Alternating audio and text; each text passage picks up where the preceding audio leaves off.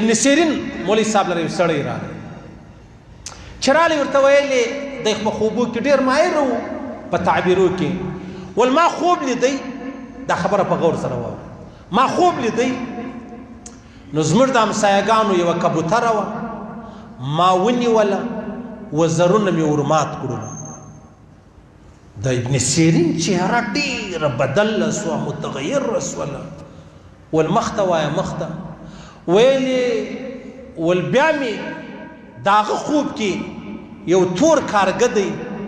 دا رالی زموږ د کور دیواله سره کښېنستی بیا راواوښتې دا چت یې سروی کوي په دا چت کې لاره جوړه کړله زموږ کور له دننه رالی ابن سیرین ورته وویل څومره ژر الله خبر کې په دې خبرې څومره ژر الله پوه کې په دې خبرې ده ورته ویل ولې خیر خیر تعبیر یې راکړه نو ابن سیرین ورته ویلې ول تعبیر یې دا دی چې ستی د همسایهګانو د زنانې سره ستا ناجایزه او غلط تعلق دی دا تا چې کبوتره په خوب ولیدله د هغه دې وزران ورمات کړو دا هغه ستی چې کوم همسایهګان دي د هغو زنانه ده د هغې سره ستا ناجایزه او غلط تعلق دی دا بله خبره ول دا بله خبره دا معنا ده چې تا ول تور کارګه زموږ تر کور د چت مطلب سروی جوړ کړي رالی هغه معنا دا ده چې ستی په کوڅه و ګلۍ کې یو تور حبشي غلام دی یو تور حبشی دی غلام دی هغه ستا د کوروالا سره ناجایزه تعلق لري هغه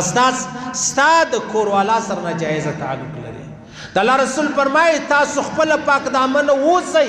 د چا زنانې ته په بل نظر مه ګوره ستاسو د زنانو به الله حفاظت وفرمایي وجه دا ده چې تا د بل لور ته نه دي کتلي ستا و لور ته به څوک نه ګوري تا د بل خور ته نه دي کتلي ستا و خور ته به څوک نه ګوري او محمد رسول الله فرمایي په خدای دې مې قسم وي که چا د چا و لور ته په بد نظر وکتل ستا و لور ته به په بد نظر کتل کیږي که چا د چا و خور او و مور و کوروالا ته په بد نظر وکتل ستا خور و مور او کوروالا ته به په بد نظر کتل کیږي ډېره درنه خبره